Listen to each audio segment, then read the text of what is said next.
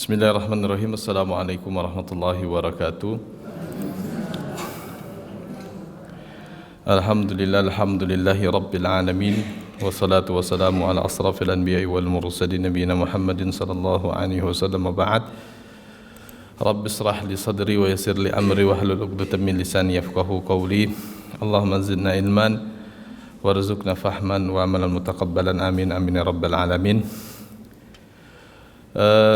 Bapak-bapak, ibu-ibu yang dimuliakan Allah, pertama-tama mari kita bersyukur kepada Allah Subhanahu wa taala atas segala nikmat yang Allah berikan kepada kita pada kesempatan pagi hari ini. Walhamdulillah kita berkumpul di sini dalam rangka tafaqquh fiddin, dan ini bagian dari nikmat Allah yang luar biasa.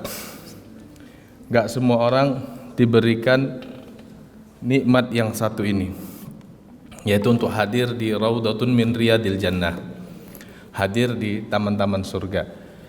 Itulah sebabnya dalam sebuah hadis Nabi SAW ketika menceritakan tentang majelis ilmu, kata Nabi SAW, kalau kalian ketemu atau melihat majelis ilmu, farta'u biha, bergabunglah dengan majelis ilmu tersebut. Ya, salawat dan salam semoga tercurahkan kepada Nabi SAW. Beliau pernah mengatakan begini: Man salaka tariqan yaltamisu fihi ilma sahalallahu bihi tariqan ilal jannah. Hadis ini baru saja tadi pagi saya diskusikan juga dengan teman-teman atau jamaah pengajian, bahwa hadis ini bapak-bapak, ibu-ibu yang dimuliakan Allah, memiliki selain pemahaman yang luar biasa juga kualitas hadis yang baik sekali, ya, bahwa Nabi SAW mengatakan yang menempuh jalan dalam rangka menuntut ilmu, Allah mudahkan jalannya menuju surga. Karena memang sebagaimana kalau kita mau ke suatu tempat, kalau nggak tahu ilmunya, kita nggak tahu tempat itu di mana, ya pasti kita muter-muter, benar nggak? Misalnya kita mau ke gedung dakwah Aisyah, di mana? Pokoknya di Jakarta Pusat. Ya pasti muter-muter, nanya-nanya, oh ternyata ujung-ujungnya di Petojo. Tapi udah muter-muter kemana-mana, begitu. Ya enggak? Begitu juga mau masuk surga tanpa ilmu, ya muter-muter dulu, gitu. Jadi agar tidak muter-muter masuk surga, pakai ilmu. Makanya kata Allah, sahalallahu bihi tariqan ilal jannah. Yang punya ilmu, nanti Allah akan mudahkan jalannya menuju surga. Mafhum mukhalafah, pemahaman terbalik dari hadis ini, yang nggak punya ilmu ya pakai muter-muter, apalagi tuh, pakai kesana kesini untuk sampai kepada surga Allah Subhanahu Wa Taala. Nah, bapak-bapak, ibu-ibu yang dimuliakan Allah, tema kita seputar manhajul istidlal, bagaimana gaya berdalilnya Muhammadiyah, ya. Ini pertama saya terangkan dulu apa yang dimaksud dengan istidlal dan apa yang dimaksud dengan istinbat.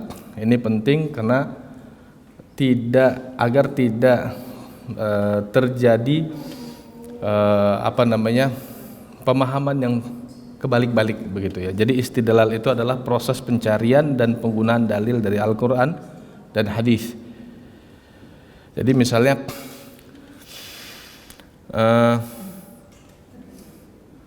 apa hukumnya? Mungkin ya, bapak-bapak, ibu-ibu, khususnya ibu-ibu Aisyah, mungkin pernah tanda kutip berdebat atau berdiskusi lebih tepatnya dengan sesama Aisyah atau dengan jamaah yang lain terkait dengan hukum menyentuh Al-Quran misalnya tanpa wudhu, gitu, iya kan? Nah itu kalau kita lihat, saya lupa bukanya, itu ada di buku Tanya Jawab. Tanya Jawab tuh di jilid keberapa ya? Jilid pertama kalau nggak salah. Di buku Tanya Jawab jilid pertama ada pertanyaan ditujukan kepada majelis tarjih ketika itu, apa hukumnya menyentuh Al-Quran tanpa wudhu. Ini kalau buku Tanya Jawab saya masih yang kayak begini, Bu, yang ada robek-robeknya di sini. Tapi mending lah, sudah diselamatkan ya, sudah di PDF-kan, jadi selamat. Cetakan tahun 2000-an awal. Nah, oke, ketika kita membahas tentang apa hukumnya menyentuh Al-Quran tanpa wudu, maka kita akan melakukan istidlal, cari-cari dalil. Ini dalilnya apa ya? Dari Al-Quran dicari-cari, ya, dicari-cari dari Al-Quran, kemudian dicari-cari dari hadis, begitu. Nah, untuk mempermudah biasanya kita kumpulkan saja argumentasi kutubul mazahib, buku-buku mazhab dari mazhab Syafi'i, mazhab Hambali, Maliki, Hanafi. Lalu kemudian dilihat dalil-dalil yang mereka tampilkan begitu. Nanti baru kita uji konsistensinya. Nah, ini memang untuk menjadi seorang warga Perserikatan Muhammadiyah ini agak rumit karena kemudian kita punya tagline anti taklid. Walhasil harus terus belajar. Gitu. Jangan sampai kita punya tagline anti taklid tapi menciptakan taklid baru. Gitu. Jadi anti taklidnya itu hanya karena tidak sesuai pendapat gurunya. Tidak sesuai dengan pendapat syekhnya, tidak sesuai dengan pendapat ustadznya, tidak sesuai dengan pendapat buyanya, kiainya. Begitu itu kemudian dikritisi gitu. Jadi oke, itu yang namanya istidlal. Nanti kalau kemudian mau dilanjutkan, nanti kita lanjutkan ya. Apa hukumnya Ustadz? Jadi penasaran. Nanti kita kemari dulu, gitu. Jadi istidlal itu adalah proses kita mencari dasar dari Al-Quran dan hadis. Yang paling mudah tadi saya katakan, kita buka buku-buku mazhab, nanti kita lihat argumentasi mereka, baru kita uji.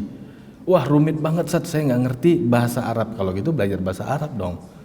Ya, kan kita punya tagline itu menjadi kaum yang terpelajar. Ya mau nggak mau kaum terpelajar belajar terus sampai mati. Dan saya punya tekad saya akan kuliah sampai tua, gitu. Makanya S2 saya aja udah berapa begitu, nggak peduli kita ya, terus belajar sampai mati.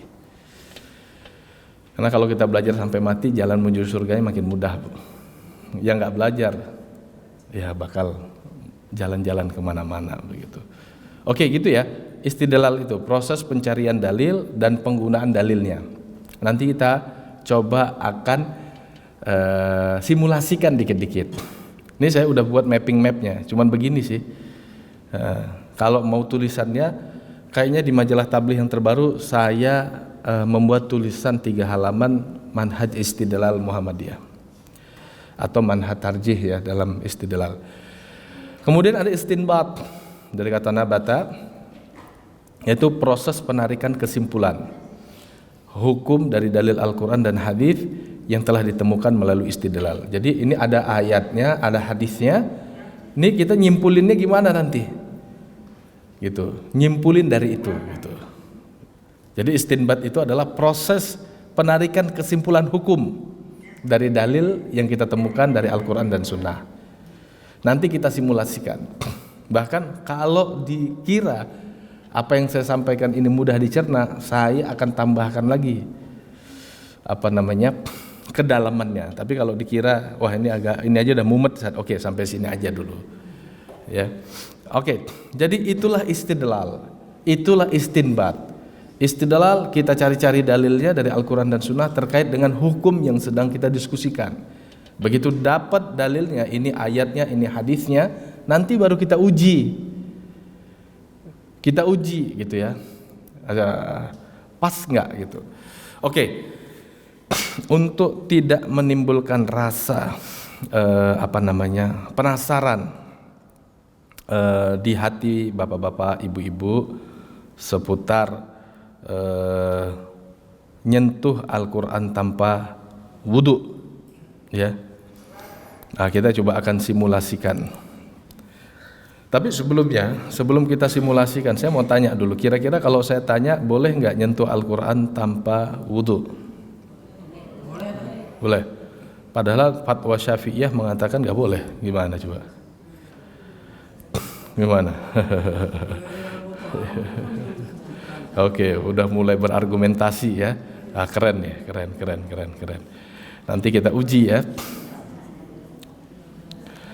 Masturbasi, haruskah wudhu kalau mengantuk keluar mazi wanita istihadah mengusap kepala, mandi wajib campuran tanah diganti dengan sabun, wudhu keadaan telanjang, menghitan wanita. Ini fatwa-fatwa yang lama ya. Oke, kan ada dalilnya dari Al-Quran, la yamussuhu illal mutahharun. Di situ kan Allah Subhanahu wa taala secara semantik atau secara literal, secara tekstual mengatakan tidaklah menyentuh Al-Quran itu kecuali orang yang suci. Tapi kalau kita baca buku-buku tafsir dan kalau kita baca ayat tersebut pada surat tersebut, ternyata konteksnya sebenarnya membicarakan tentang Al-Quran di Lauhul Mahfuz, dan yang dimaksud mutahharun di situ adalah para malaikat. Artinya ketika konteksnya tidak ditujukan seperti itu, atau kemudian penafsirannya itu menimbulkan penafsiran yang tidak sharih, ada kaidah mengatakan ma'al ihtimal saqata al istidlal. Jadi ketika wah ini maknanya atau ayatnya sebetulnya bisa kita pakai untuk hukum menyentuh Al-Quran tanpa wudhu, karena Al-Quran itu tidak disentuh, tidak dipegang kecuali orang yang suci. Ini dalil ini langsung jatuh pendalilannya karena ada ihtimal begitu bahwa yang dimaksud mutahharun di situ tuh bukan manusia, dan begitu sebenarnya keumuman penafsiran para ahli tafsir. Ihtimal itu ada kemungkinan A, kemungkinan B. Kalau nanti bapak-bapak, ibu-ibu belajar misalnya ilmu bahasa lah ya, atau ilmu apalagi semiotik, ada istilah denotatif. Pernah belajar bahasa dulu kan, bahwa ada satu lafal itu kadang-kadang bisa dimaknai B, kadang-kadang bisa dimaknai A, C. Kalau dalam usul fikih namanya mustarak. Jadi ada satu lafal itu ternyata tidak bisa diterjemahkan hanya A. Dan kasus mutahharun pertama, mutahharun sendiri itu tidak bisa ditafsirkan bahwa mutahharun adalah manusia, apalagi kalau kemudian kita turunkan manusia yang berwudu, iya kan? Dan sebenarnya keumuman ahli tafsir ketika melihat posisi ayat dalam surat tersebut, ini ayat posisinya ditujukan atau khitabnya untuk para malaikat. Dan konteksnya ini ayat konteksnya bukan berupa mushaf, tapi ketika ayat atau surat berada atau Al-Quran ketika di Lauhul Mahfuz gitu. Nah, maka pendalilan dengan sistem dengan ayat ini udah gagal gitu. Paham ya? Gitu. Nah, nanti kalau kita lihat ya, nih saya buka ya kitab-kitab fikih Syafi'i lah ya. Kita ambil yang ringan-ringan aja buku fikih Syafi'inya, karena kalau yang tebal-tebal biasanya bukanya aja sudah sulit.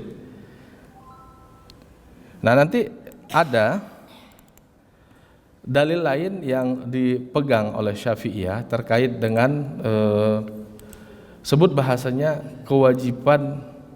Nah ini nih. Wa yuhramu alal muhdath thalathah asya, dan diharamkan dalam mazhab Syafi'i. Ini saya ambil dari kitab namanya At-Tadhhib fi Adillatil Matn al-Ghayati wa Takrib al-Mashhur bil Matn Abi Syuja' fil Fiqh Syafi'i. Nah, di sini dikatakan diharamkan atas orang berhadas. Orang berhadas itu saya mau tanya sebelum kita lanjutkan. Berhadas. Siapa yang dimaksud orang berhadas?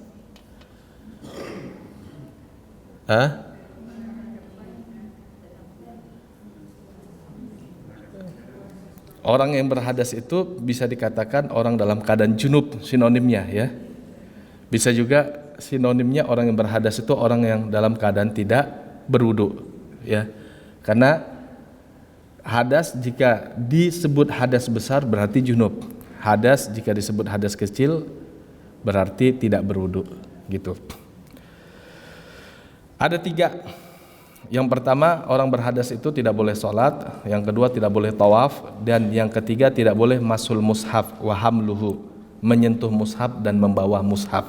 Nah, di sini dikasih dasar la yaqbalullahu salata ahadikum idza ahdatsa hatta yatawadda. Lalu kemudian inna salakana alal mu'minin ahadits minha bunyal Islam bla bla bla sampai dalilnya di sini tidak ditemukan dalilnya untuk mashul mushaf, tapi dalil yang biasa dipakai adalah la yamussuhu ila tahir.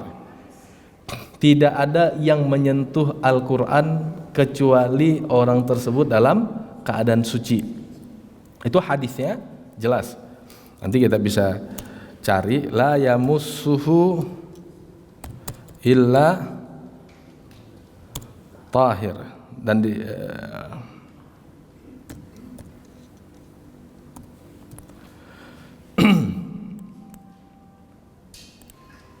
Nah, zaman sekarang tuh enak banget Pak Bu, cari hadis saja tinggal pakai aplikasi. Tadi pagi selesai pengajian, yang buat saya telat di sini jamaah nanya sampai kemudian saya terangkan ada aplikasi AI untuk menilai hadis.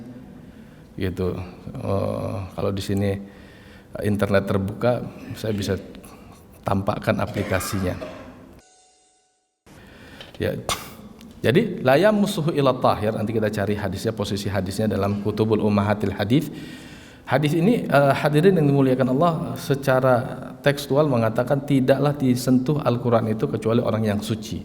Tapi sucinya di sini tadi kita mempertanyakan apa yang dimaksud dengan suci. Suci itu kalau di dalam Al-Qur'an ternyata kita temukan lawan dari kata najis. Iya kan? Suci lawan dari kata najis. Kalau Al-Quran mengatakan innamal musyrikuna najasun, orang musyrik itulah yang najis. Makanya ada sebuah kejadian sebut demikian. Jadi ceritanya hadis ini termaktub dalam Sahih Bukhari dan Muslim. Abu Hurairah radhiyallahu anhu bertemu dengan Nabi. Kata Abu Hurairah dalam hadis itu,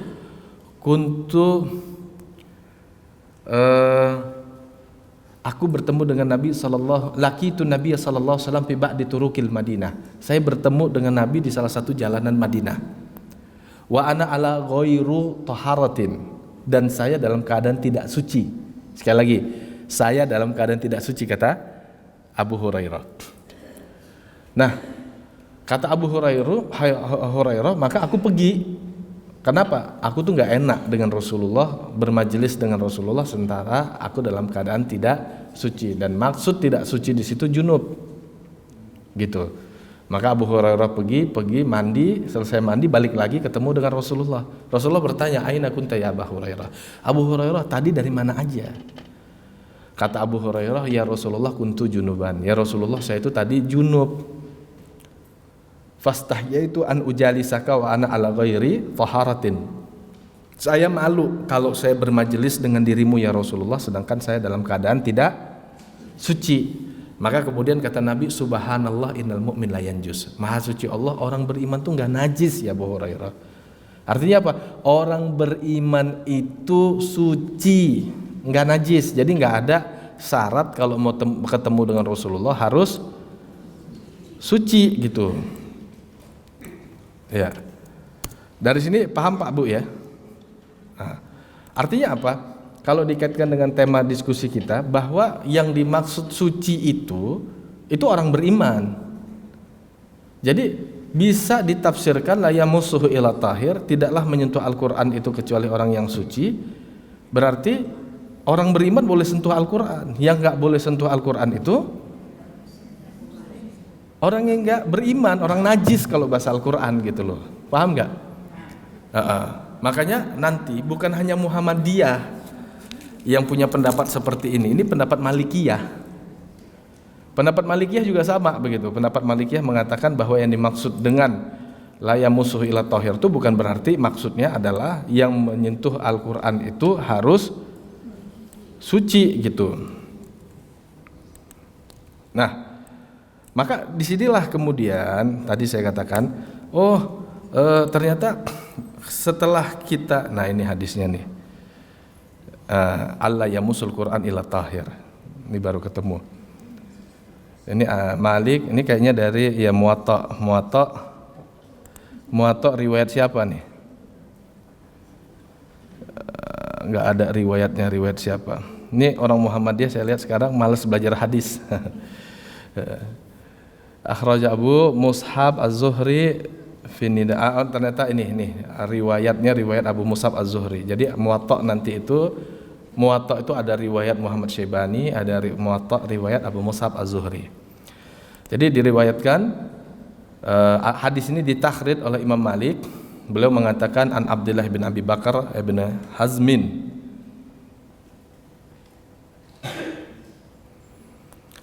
anna fil kitab alladhi katabahu Rasulullah sallallahu alaihi wasallam li Amr ibn Hazmin alla yamussul Qur'an ila tahir, bahwa kata Abdullah bin Abi Bakar di dalam kitab yang ditulis oleh Rasulullah SAW ditujukan kepada Umar bin Hazmin, tertulis alla yamussal Qur'an illa tahir, jangan menyentuh Quran kecuali orang yang suci.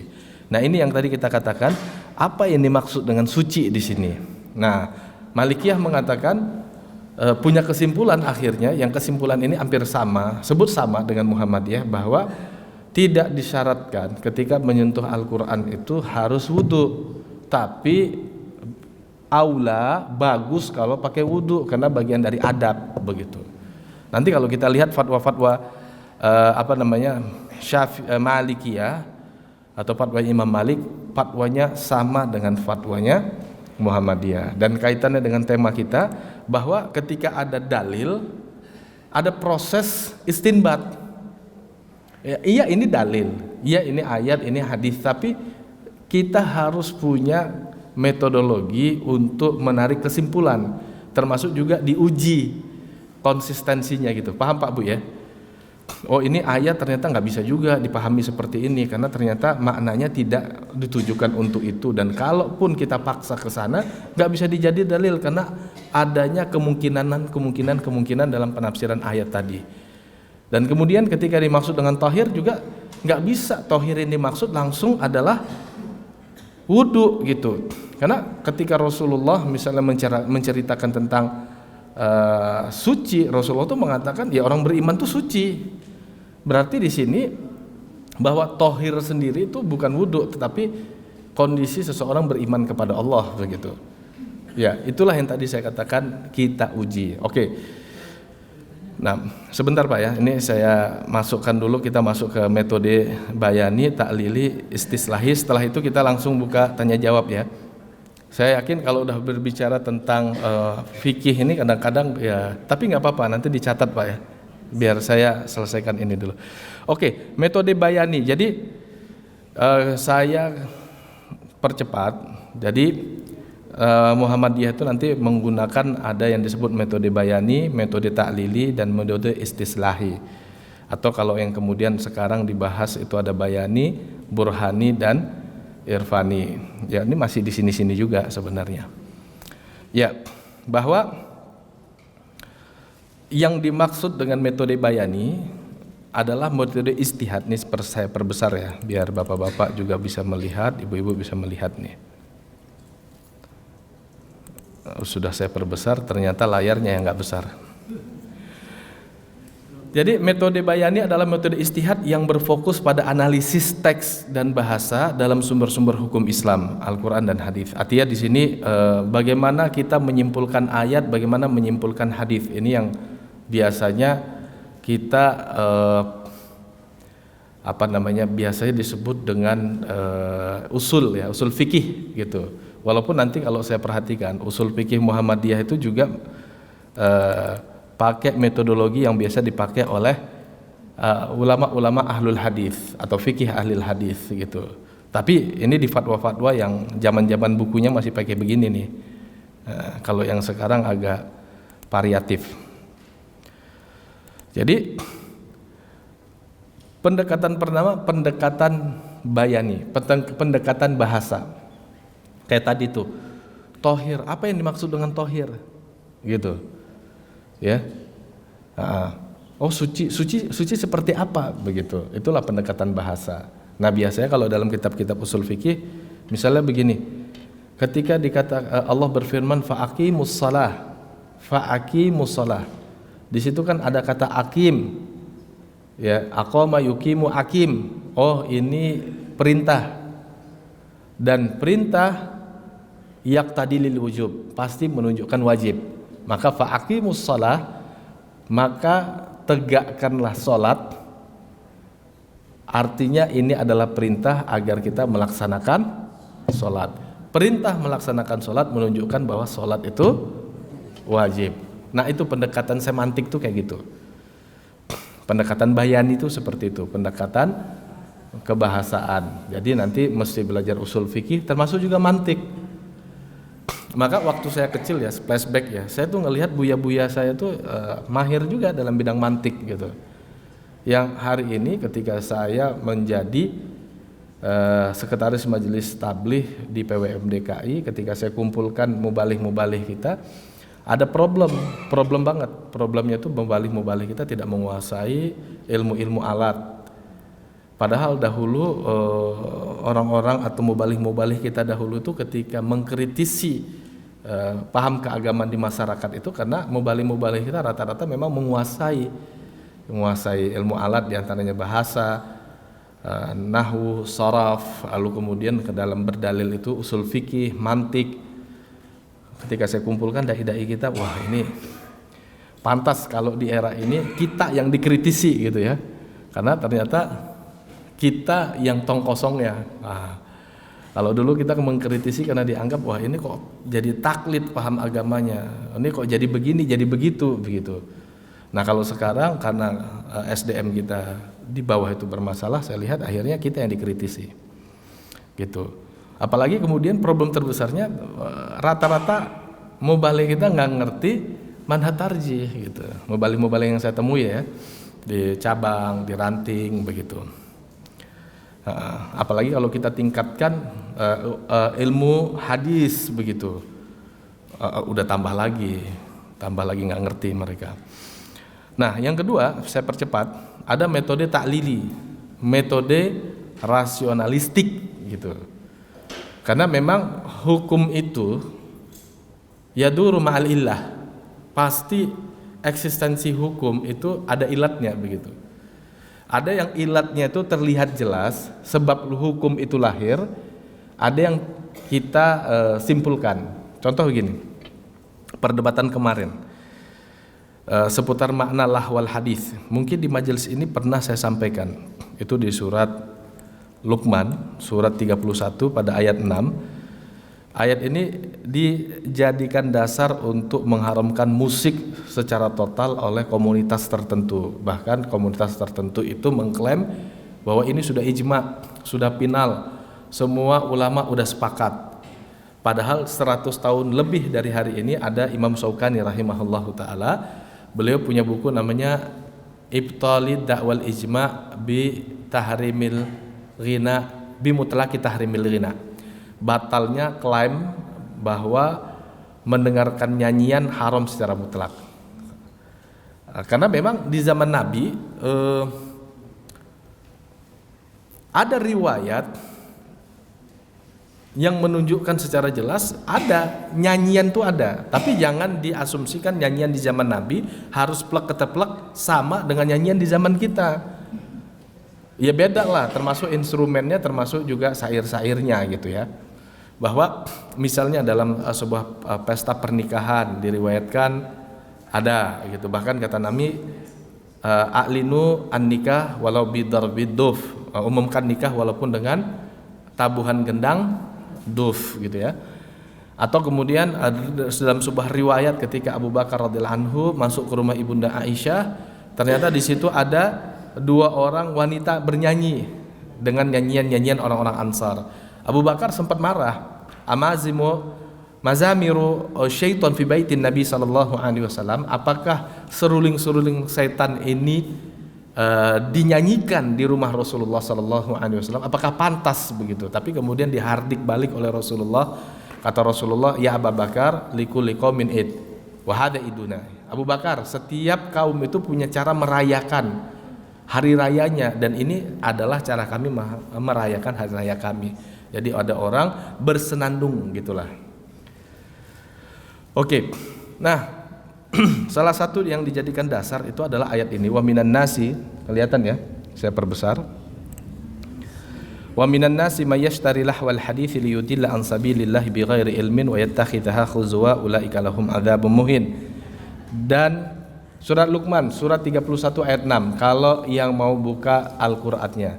Dan di antara manusia itu mayyashtari, ada yang membeli lahwal hadis. Yang dimaksud di sini adalah ada yang mempergunakan atau menjadikan lahwal hadis liyudilla an sabilillah, untuk menyesatkan manusia dari jalan Allah, bighairi ilmin, tanpa ilmu, wa yattakhidaha khudwa, dan menjadikannya atau menjadikan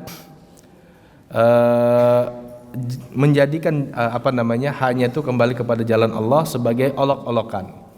Ulaika lahum adzabun muhin, mereka ini adalah orang-orang yang memperoleh azab yang menghinakan. Nah, ini ditafsirkan oleh sebagian kelompok bahwa yang dimaksud lahwal hadis, yang secara harfiah kalau kita terjemahkan, lahwa artinya permainan, hadis perkataan, maka diterjemahkan perkataan sia-sia, perkataan tidak berfaedah, perkataan tidak berguna, itu ditafsirkan dengan musik dan nyanyian, mengutip pendapat Abdullah bin Abbas dan mengutip pendapat Abdullah bin Mas'ud. Atau pendapat sebagian sahabat mengatakan yang dimaksud dengan lahwal hadis atau yang dimaksud dengan perkataan tidak berguna, perkataan tidak bermanfaat itu adalah musik dan nyanyian. Kita katakan bisa jadi musik dan nyanyian itu yang dimaksud oleh ayat. Kalau ternyata musik dan nyanyian itu memperlena kita, menjauhkan kita dari jalan Allah. Karena begini, ayat ini punya ilat. Nah, ini kaitannya dengan metode taklili. Bahwa ayat ini mengatakan perkataan sia-sia itu, perkataan tidak berguna itu dipakai liyudilla. Lamnya itu lam taklil. Lamnya itu lam sababiyah. Dipakai untuk menyesatkan manusia dari jalan Allah. Jadi sebagaimana yang ditafsirkan oleh sebagian ahli tafsir, nanti ini di tafsir Ibnu Katsir aja kita akan mendapati ada penafsiran lain gitu ya, selain tafsiran bahwa tadi yang dimaksud nyanyian dan seruling, musik dan segala macam. Ada juga yang menafsirkan bahwa yang dimaksud dengan liyudilla lahwal hadis liyudilla an sabilillah itu adalah perkataan-perkataan yang bisa dipakai untuk menjatuhkan atau membawa orang kepada kemusyrikan gitu. Makanya Imam Ibnu Hazm mengatakan lahwal hadis yang dimaksud dalam ayat itu karena dibatasi oleh ilat, karena dibatasi oleh sebab, yaitu untuk menyesatkan manusia dari jalan Allah, maka kata dia yang lebih tepat adalah orasi-orasi yang dipakai untuk menyesatkan manusia dari jalan Allah. Atau kalau konteks kita hari ini yang dimaksud lahwal hadis atau perkataan sia-sia adalah ketika kita mendengarkan orasi Ahmadiyah, ketika Ahmadiyah bilang ada nabi selain Nabi Muhammad misalnya, atau orasi-orasi kelompok-kelompok takfiri yang menganggap bahwa jamaahnya itu dan baiatnya itu adalah syarat seseorang disebut muslim. Kan ada yang begitu tuh, masjidnya di pel-pel itu begitu. Nah, kalau kita dengarkan orasi-orasi mereka untuk memahamkan paham sesatnya itu, itulah yang dimaksud lahwal hadis atau perkataan sia-sia liyudilla an sabilillah, karena menyesatkan manusia dari jalan Allah. Kalau musik gimana, Sad? Ya musik kalau ternyata bisa menyesatkan orang dari jalan Allah, ya masuk kategori gitu. Paham Pak ya? Maka dari sini ketika kita mengatakan ada metode taklili, yaitu metode yang berfokus pada analisis rasional, mencari ilat atau mencari sebab atau alasan di balik penetapan suatu hukum, maka kita katakan kalau kaitannya dengan yang kita diskusikan, boleh jadi musik yang dimaksud atau hukum musik di situ jadi haram kalau ternyata sesuai dengan ilatnya, yaitu menyesatkan manusia dari jalan Allah. Tapi kalau musiknya situ Mars Aisyah gitu, sesat kemana gitu? Kalau Marsnya Sang Surya, sesatnya di mana gitu? Saya bertahun-tahun dari kecil nyanyi Sang Surya, berasa nggak sesat saya. Maksudnya nggak gara-gara itu akhirnya saya jadi aneh gitu ya. Paham ya maksudnya? Tapi kalau ternyata memang nyanyian dan musiknya itu bisa menyesatkan kita dari jalan Allah, seperti syair-syair yang akhirnya kita mengagungkan wanita ya Pak ya, karena lagi cinta diagungkan wanita, kamulah satu-satunya, Allah nggak tahu di mana. Ya, yang paling tahu kamu, saya nih kamu gitu. Terus Allah di mana gitu kan?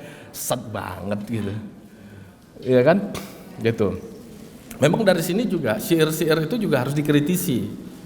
Jangan sampai syair-syair itu justru menghantam nilai-nilai agama kita gitu. Seperti tadi, kamulah satu-satunya. Terus Allah di mana? Pertanyaan kita. Iya kan? Paham nggak? Gitu ya. Nah, jadi kita menarik titik rasionalnya gitu. Nanti ada kaidahnya bahwa al-hukmu yaduru ma'al illah wujudan wa adaman, bahwa hukum itu akan berotasi bersama ilat, sebab lahirnya hukum, baik hukum itu kita adakan ataupun kita tiadakan. Contoh gini, saya mau nanya, makan tape halal nggak? Tapi kalau tapenya kita tambah masa fermentasinya sehingga habis makan tape kita jadi teler, halal nggak? Hah?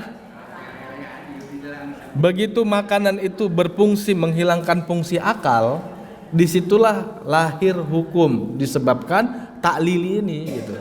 Ternyata sebabnya itu adalah karena makanan itu bisa menghilangkan fungsi akal kita atau memabukkan.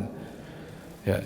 Tapi kalau suatu saat tape yang tadi kita sudah create bisa jadi khamar atau bisa jadi sesuatu yang menghilangkan fungsi akal, memabukkan, kita kasih senyawa kimia lagi, kita create lagi, hilang lagi kemampuannya untuk menghilangkan fungsi akal. Maka pada fase ketiga itu balik lagi halal lagi gitu. Paham ya gitu ya kira-kira. Termasuk gini, dalam fikih kontemporer itu, boleh nggak penggunaan alkohol dalam obat-obatan? Karena pada kenyataannya, faktanya, alkohol itu tetap digunakan untuk perekat senyawa obat-obatan atau yang ada dalam sirup itu. Maka Profesor Dr. Yusuf Qaradawi menggunakan pendekatan taklili itu, salah satunya upaya beliau mengatakan boleh. Kenapa?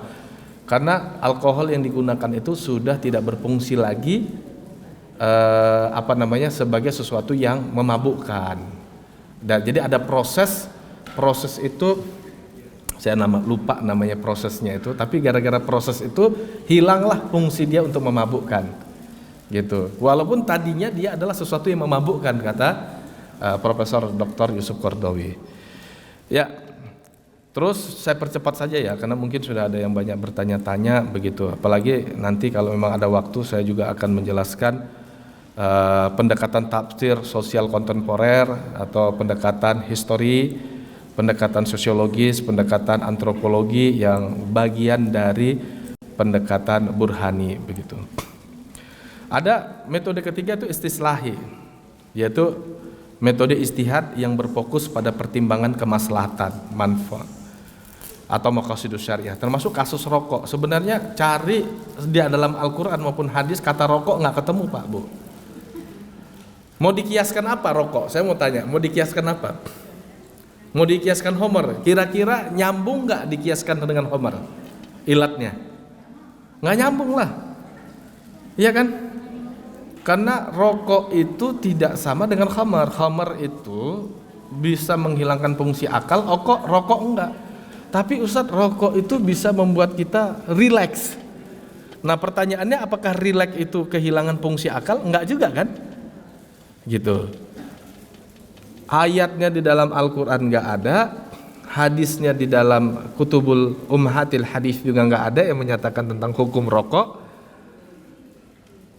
Ya paling yang bisa kita lakukan adalah pendekatan rasionalitas begitu, bahwa rokok ini, atau istislahi, pendekatan filosofis bahwa rokok ini tidak bermaslahat, sebaliknya bermafsadat, gitu. Jadi rokok ini tidak menjaga jiwa kita. Nanti kan ada yang disebut maqasidus syariah, bahwa maksud syariah itu untuk menjaga agama, hibzuddin, untuk menjaga jiwa, hibzun nafs, untuk menjaga harta, hibzul mal, untuk menjaga akal, hibzul akal, dan menjaga keturunan, hibzun nasl. Jadi secara filosofis rokok itu bisa kita haramkan karena rokok itu tidak merusak kesehatan, dan ini bagian dari maksud dari turunnya syariat. Dan disitulah salah satu kaidah agama kita berdasarkan hadis Nabi, la darar wala dirar, tidak boleh membahayakan diri dan tidak boleh membahayakan orang lain. Tapi nanti mungkin akan ada yang mengkritisi, Ustaz, saya ngisep satu batang, lihat nih ya, saya nggak sakit katanya. Saya isap nih 2 batang nggak sakit. Saya udah ngerokok 10 tahun nggak sakit katanya.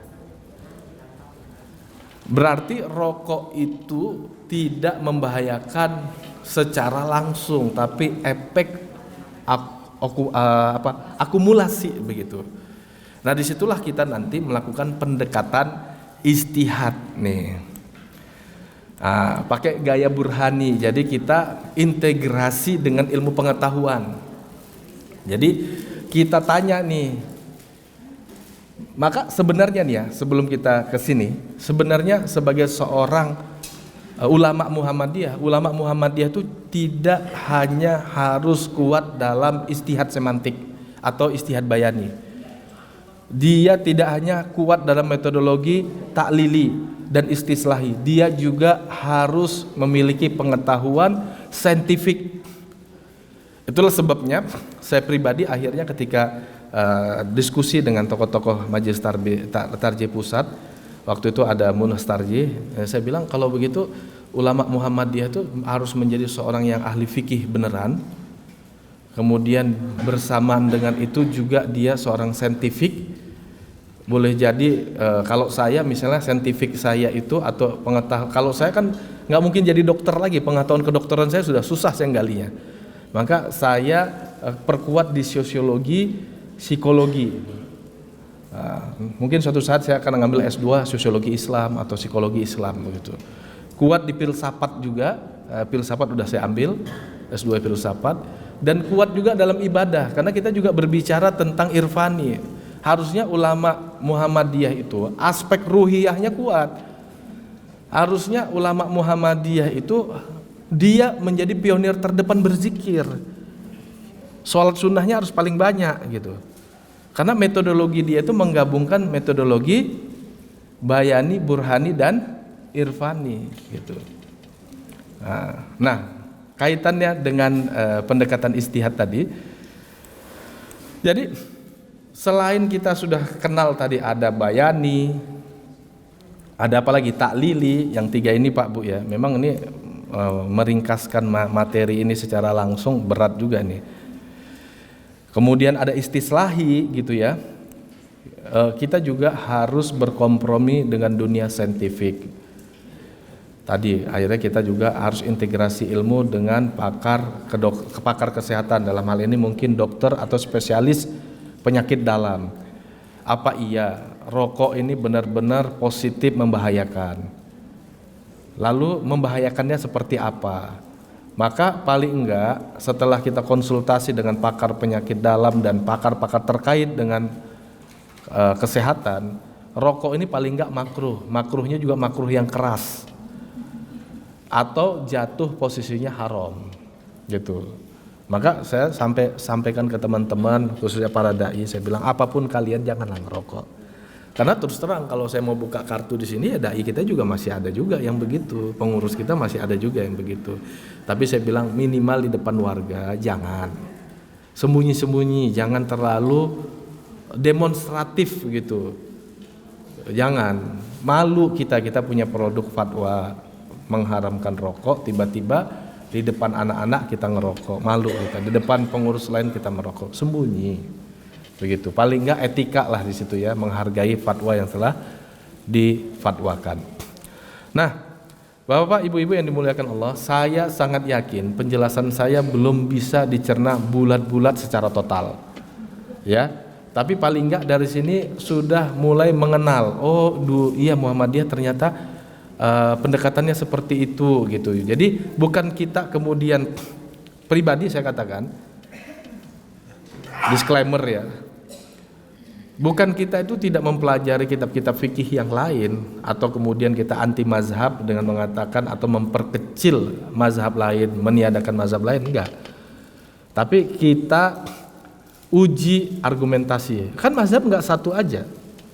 Penafsiran terhadap teks yang dijadikan dalil itu kan nggak satu saja. Tadi ya kasus nyentuh Al-Quran, ternyata Malikiyah mengatakan tidak dipersyaratkan atau tidak haram tuh nyentuh Al-Quran tanpa wudhu, tapi aula sangat bagus dan merupakan adab kalau nyentuh Quran tuh berwudhu, dan itu kan sesuai dengan fatwa Muhammadiyah. Setelah melakukan ijtihad kolektif untuk mencari konsistensi pendalilan. Oh ini, karena sedikit ya, kita tidak mengenal ijtihad kauli namanya. Ijtihad kauli itu gini, ketika ditanya apa hukum wanita belum berwudu nyentuh Quran, buka aja kitab Fathul Qorib misalnya. Oh di dalam Fathul Qorib dikatakan yuhram, diharamkan. Udah selesai. Gaya Muhammadiyah tuh nggak kayak gitu. Tidak mengambil kaul ulama begitu. Walaupun saya pribadi coba memahami bahwa para ulama atau para kiai yang istihad kauli itu mereka mengatakan kami ini tawadu. Kami menganggap ulama-ulama yang telah menuliskan kitab-kitab fikih itu lebih alim dibandingkan kami. Ya nggak apa-apa kalau memang ternyata itu metodologi yang diambil. Tapi Muhammadiyah dengan tagline-nya, di antara tagline-nya itu anti taklid, itu mencoba untuk istihadnya itu istihad manhaji gitu. Jadi ada metodologi yang dipahami, kemudian melalui metodologi itulah diuji setiap pendapat gitu. Kan ada 4 mazhab misalnya yang kita terima, mazhab Hanafi, Maliki, Syafi'i, Hambali, coba diuji mana yang lebih kokoh gitu. Apalagi nanti kondisinya ketika ta'arudul adillah, ini terakhir ya. Mudah-mudahan apa yang saya sampaikan ini bisa betul-betul dipahami. Tahu ta'arudul adillah? Ta'arudul adillah itu pertentangan dalil. Contoh, ini yang paling rame ini, kemarin lagi viral. Nabi pernah mengatakan la tusalli ilal kubur wa la tajlisu 'alaiha. Jangan kalian sholat menghadap kubur dan jangan kalian bermajelis di atas kuburan. Ya kan? Sehingga nanti Hambali mengatakan haram sholat di masjid yang ada kuburannya, walaupun kuburannya di lingkungan masjid, bukan di dalam masjid tetapi di samping masjid, haram. Begitu. Tapi ada riwayat sahih dalam Sahih Bukhari dan Muslim, Nabi SAW akhirnya mensolatkan kanisatul masjid atau tukang sapu masjid Nabi. Jadi suatu hari Nabi bertanya, mana tukang sapu yang biasa nyapu? Udah mati, kata para sahabat. Afala tukhbiruni, kata Rasulullah, kenapa kalian tidak kabarkan ke saya? Kemudian dulu nih ala qabriha, tunjukkan aku kuburannya, ditunjukkan, dan Nabi sholat di atas kuburan tersebut. Jadi ada 2 dalil yang bertabrakan, satu larangan, satu perbuatan. Maka Muhammadiyah menempuh 4 jalan. Kalau bisa jam'u wa taufik, kalau bisa dalil itu digabung. Kalau nggak bisa ditarjih, diambil dalil yang paling kuat, atau dinasakh. Sudah salah satu dalil dari 2 dalil tersebut dihapuskan hukumnya, atau tawakuf, atau biarin aja. Dua-duanya boleh, jawazul amraini, dua-duanya boleh, biarin gitu. Nah dalam kasus sholat menghadap kuburan atau sholat di kuburan, kan tadi saya katakan Hambali mengatakan haram, bahkan Ibnu Taimiyah rahimahullahu ta'ala rahmatan wasi'atan, Bahrul Ulum, beliau punya fatwa bahwa sholat di masjid yang ada kuburannya bukan haram lagi, nggak sah. Dan ini juga yang dikuatkan Syekh Shalih Al-Utsaimin. Gak sah, bukan lagi haram, gak sah gitu. Wajib i'adah gitu. Nah, gak sah. Nanti kalau kita lihat kitab-kitab mazhab ada 4 pendapat. Ibnu Taimiyah dan yang sepakat dengan Ibnu Taimiyah mengatakan gak sah. Hambali mengatakan haram. Syafi'iyah, Hanafiyah mengatakan makruh. Malikiyah mengatakan boleh. Dari haram bahkan gak sah, Malikiyah punya pendapat boleh. Alasan Malikiyah, kita mulai dari Malikiyah ya. Alasan Malikiyah, hukumnya sudah dinasakh, hukumnya sudah dihapus. Kenapa? Itu kan dulu Nabi mengatakan la tusalli ilal kubur ketika di awal-awal dakwah. Lihat tuh kapan pernyataan itu disampaikan. Coba kumpulkan turuknya, kumpulkan jalur-jalur periwayatannya, kumpulkan sawahidnya, redaksi yang mirip. Oh, itu disampaikan terkait dengan orang-orang yang melaporkan ke Nabi di Habasah orang atau biasa gereja ada kuburan. Begitu. Di gereja biasa ada suar, gambar-gambar. Makanya Nabi terkait dengan konteks itu mengatakan la tusalli ilal kubur. Kemudian juga Nabi mengatakan jangan kalian jadikan qabri idan wala taj'al qabri idan, jangan kalian jadikan kuburanku tempat merayakan perayaan begitu. Jadi konteksnya itu disampaikan Nabi dulu ketika di Mekkah awal hijrah ke Habasah, dan kemudian ada informasi tentang keadaan di Habasah. Tapi menjelang Nabi wafat ketika di Madinah, justru Nabi sholat di kuburan, menyolatkan sholat jenazahnya tukang sapu masjid. Maka kata Malikiyah, hadis kedua menghapuskan hukum hadis pertama. Walhasil apa? Boleh sholat di masjid ada kuburannya. Gitu. Ya gini, berfatwa tuh kayak gitu. Nah, pendapat kedua mengatakan haram. Mereka berpegang, mereka melakukan pendekatan tarjih. Mereka berpegang kepada dalil yang mengharamkan sholat menghadap kuburan. Mereka kumpulkan dalil-dalilnya. Mereka dalam kesimpulan dalil tersebut lebih kuat. Bahkan mereka mengatakan al-qaulu muqaddam alal fi'il. Perkataan itu mesti didahulukan dari perbuatan. Karena orang ketika berkata, dia akan berpikir dan mempertanggungjawabkan dengan perkataannya. Dalam perbuatan orang boleh menyelisihi perkataannya. Nah, misalnya ada dai mengatakan rokok haram, tapi di belakang ngerokok. Nah, itu mungkin terjadi. Nah, itu pendapat Hambali seperti itu. Jadi mereka tetap mengukuhkan dengan tarjih sholat haram sebagaimana sabda Nabi. Nah, kalau posisi Muhammadiyah gimana, San? Nah, oke lah, langsung ke Muhammadiyah. Muhammadiyah dalam hal ini jam'u wa taufik, sebagaimana Syafi'iyah, sebagaimana Hanafiyah. Jadi dikumpulkan dalilnya, kemudian diambil kesimpulan bahwa larangan tersebut bukan larangan haram, tapi larangan makruh, karena dikhawatirkan nanti kuburannya dijadikan berhala, kuburannya dijadikan objek tawasul.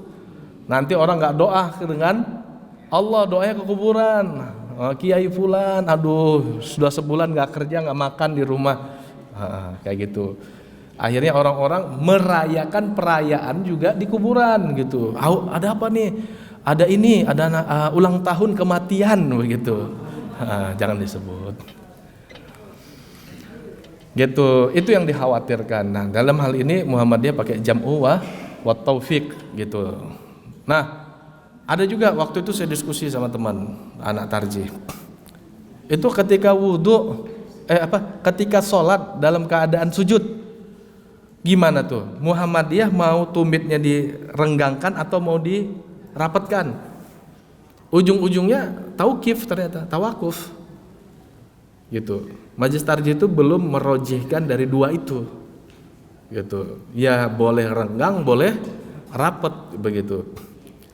Saya agak ada diskusi gitu dengan teman saya, karena teman saya di Dewan Hizbah, mereka punya kesimpulan renggangkan Ustadz.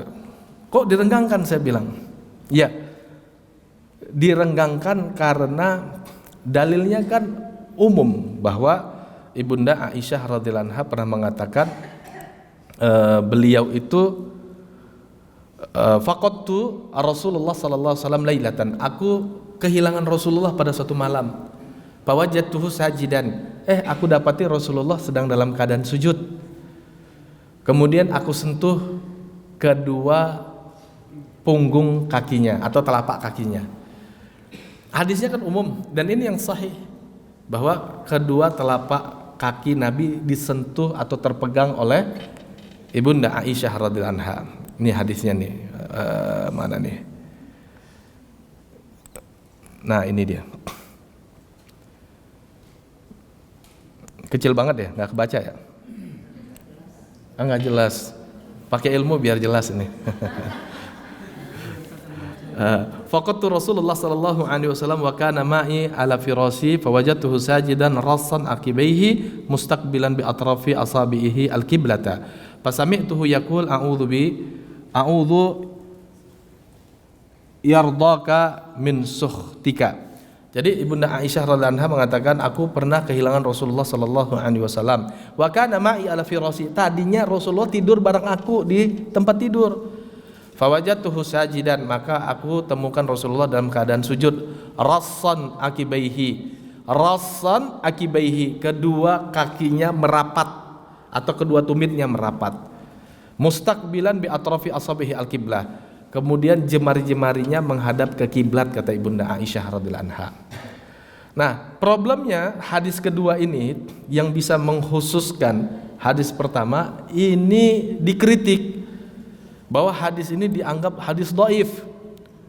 Tahu dari mana Ustadz dhaif? Nah, hadis ini kan diriwayatkan Ibnu Huzaimah. Ibnu Huzaimah itu mengatakan haddatsana atau Ahmad bin Abdullah bin Abdurrahim al-Barqi. Dan dia juga mengatakan juga haddatsana Ismail bin Ishaq al-Kufi. Ini yang saya gedein lagi ya.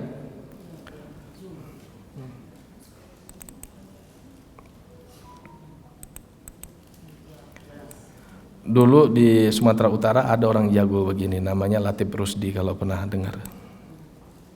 Tengku Latif Rusdi, jago hadis dulu. Dari Ismail bin Ishaq al-Kufi dan Ahmad bin Abdullah bin Abdurrahim al-Barqi, mereka mengatakan haddatsana Ibnu Abi Maryam, telah menceritakan kepada kami Ibnu Abi Maryam, akhbarana, telah mengabarkan kepada kami Yahya bin Ayyub, haddatsani, Yahya bin Ayyub mengatakan haddatsani Umarah ibnu Ghariyah, sami'tu Abul Nadar, sami'tu Urwah bin Zubair, dari Aisyah radhiyallahu anha. Dari Aisyah, Urwah ini orang baik, anak dari Zubair bin Al-Awwam. Abul Nadar bagus. Nah, di sini ini masalahnya ada rawi namanya Yahya bin Ayyub. Nah, rawi ini disebutkan bahwa rawi ini dia ini saduqu yukhti, atau di sini bahasanya lebih tepatnya dikatakan Yahya bin Ayyub an Amrah an Aisyah an Nabi sallallahu alaihi wasallam kana yaqra fil witr, beliau kana yuhaddis min hibzihi wa kana la ba'sa bihi. Nah, ada yang mengatakan dia ini tidak la ba'sa bihi, statusnya ya baguslah gitu. Tapi ada yang mengatakan ini wa kana sayyi'ul hibzi wa huwa duna haula. Jadi disebutkan di sini dari waqala abi, yakni fi shalah Sa'id bin Ayyub laisa bihi ba'sun wa Yahya bin Ayyub dunahum fil hadits fi hibzi. Waqala abi, berkata Imam Ahmad, wa kana Yahya bin Ayyub yajlis ila Laits bin Sa'ad wa kana sayyul hifdzi. Imam Ahmad mengatakan si fulan ini orangnya hafalannya bermasalah. Wa huwa duna haula, dia ini bukan seperti teman-temannya yang meriwayatkan hadis dari Al-Laitsi ibnu Sa'ad. Ringkasnya, hadis ini karena ada tuduhan dia ini hafalannya lemah, didoifkanlah hadis ini. Karena hadisnya doif berarti nggak bisa berdalil dengan hadis ini. Karena nggak bisa berdalil dalam hadis ini, dalam metodologi Dewan Hizbah Persis, Dewan Hizbah itu punya metodologi namanya istishab. Di Muhammadiyah saya lihat nggak ada istishab. Istishab itu adalah kembali ke hukum asal atau makana ala makana. Ketika tidak didapatkan dalil yang bisa mengkhususkan dalil pertama, maka dalil pertama tetap dijadikan dalil. Jadi dalam kasus bahwa dalilnya itu yang sahih dipegang kedua telapak kaki Nabi, dipegang atau didapati kedua telapak kaki Nabi atau terlihat dua telapak kaki Nabi, tapi tidak diketahui apakah rasan, apakah rapat atau tidak rapat, maka ketika tidak diketahui rapat tidak rapat dikembalikan ke hukum asal, bahwa hukum asalnya itu sebenarnya nggak rapat. Makanya dalam Persis nanti sepakat dengan Syafi'iyah posisi kaki tidak rapat. Kalau Ustadz gimana? Kalau saya ya karena di majelis tarjih dibiarin aja, ya udah, yang mau rapat yang nggak rapat ya nggak apa-apa. Kalau Ustadz pribadi gimana? Kalau saya pribadi kayaknya hadisnya makbul. Kenapa? Hal ini karena sebetulnya agamanya bagus, cuman memang ada masalah aja di hafalan. Dan saya ngelihat bahwa Syekh Syuaib Al-Arnaud itu mengatakan hadis ini makbul atau dia sahihkan. Gitu. Makanya saya dalam posisi kakinya rapat. Begitu. Nah, beginilah cara kurang lebih gaya berdalil, dan saya sekali lagi katakan tidak mungkin dalam satu penjelasan yang cuma 1 jam ini langsung paham ibu-ibu, bapak-bapak langsung jadi ulama, begitu nggak mungkin lah. Gitu. Tapi sekedar paham dulu, nanti dikembangin ya, dikembangin sendiri, banyak membaca. Nah, saya ringkaskan bahwa gaya berdalil Muhammadiyah itu ada 3, yaitu metode bayani, pendekatan kebahasaan. Ini kalau mau dikuasai dengan baik, ibu-ibu belajar nahwu, shorof, usul fikih sama mantik. Ustadz, ya Allah, harus kuliah lagi? Enggak, sekarang banyak short course. Atau ibu-ibu buat ini ya, ibu-ibu buat kursus online, nanti minta ustadznya yang ngajar. Minta ke ustadznya RPS-nya, rencana pembelajaran per semester berapa kali pertemuan, misalnya 12 kali pertemuan, 12 kali pertemuan selesai nggak nahwu Ustadz? Selesai. Paham nggak paham? Selesai. Gitu.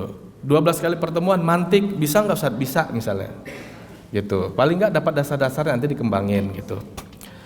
Yang kedua metode ta'lili, yaitu metode pendekatan rasionalitas atau rasionalistik, yaitu mencari ilat atau sebab dibalik penetapan sebuah hukum. Apakah hukumnya halal, haram, atau mubah, atau makruh, atau mustahab. Tadi misalnya musik haram, iya kan ilatnya kalau nyesatin manusia. Nyanyian, kalau nyanyian yang bisa sesat ya haram, kalau nggak sesat ya nggak haram, begitu. Gitu. Kemudian istislahi itu filosofis, artinya kita menimbang-nimbang kemaslahatan, mudarat, termasuk juga misalnya kenapa Muhammadiyah memakruhkan sholat di masjid yang ada kuburannya. Salah satunya adalah sadduz zari'ah, nanti lama-lama kuburannya diulang tahunin, begitu. Nah, jadi aspek di luar teks, aspek di luar Al-Quran dan hadis, gitu. Maqasidus syariah di situ juga. Dan juga nanti perlu ketika kita berfatwa khususnya di luar ibadah dan akidah, yaitu dalam muamalah khususnya, harus ada pendekatan lain, pendekatan sosial kontemporer. Misalnya ketika kita kritisi kebiasaan di masyarakat, itu harus kita perhatikan faktor sosial kontemporernya juga, jangan gebiah uyah juga, begitu ya. Juga pendekatan tarikhi, histori, begitu. Pendekatan sosiologis, pendekatan antropologi, agar fatwa kita ketika kita dudukkan itu maslahat, karena kan kaitannya nggak langsung dengan ibadah, gitu. Misalnya gini, maaf ya, kenapa kita tuh kayak nggak kelompok lain aja langsung mengatakan mawalid atau maulid itu haram, begitu. Pertama memang tidak ditemukan pendekatan teks atau bayani. Kedua, dari aspek antropologi ketahuilah acara-acara itulah yang menyelamatkan umat dari upaya pemurtatan dan yang lain-lain atau akidahnya. Bahkan saya katakan gini, kalau nggak ada acara-acara itu umat tuh udah nggak sholat, umat tuh udah nggak baca Quran. Gara-gara acara begitulah mereka tetap berislam. Terus kita mau nyinyir, nanti udahlah dia nggak sholat, udahlah dia tidak baca Quran, terus kita bilang jangan lagi lah kalian wirid, jangan lagi lah kalian tahlilan, jangan lagi lah kalian maulid, hilanglah apapun dari simbol Islam pada orang tersebut, gitu. Alhamdulillah pendekatan budaya ini sangat baik ya, karena secara simbolik pendekatan budaya ini berhasil, gitu. Sekarang ini coba ibu-ibu lihat dan bandingkan ketika ibu-ibu masih usia 20-30 beberapa puluh tahun yang lalu, ketika jilbab itu masih sedikit. Ibu baru pakai selempang aja udah dianggap orang soleh. Sekarang jilbab itu ya Allah panjang-panjang, belum tentu ikut pengajian. Artinya apa? Pendekatan budaya kita melalui pendekatan seni berhasil menciptakan image pakai jilbab jadi cantik. Jangan salah ya, banyak ibu-ibu tadinya nggak pakai jilbab gara-gara ubanan pakai jilbab, tahu? Iya. Udah secara simbol udah bagus, tinggal nanti miningnya aja, pemikirannya, pemahamannya ditambahkan, gitu. Nah itu memang pendekatannya pendekatan non dakwiyah, itu pendekatannya itu ya tadi seni, antropologi, budaya, begitu. Padahal pada saat yang sama dulu jilbab itu tanda kutip ditakuti, ya enggak? Ya.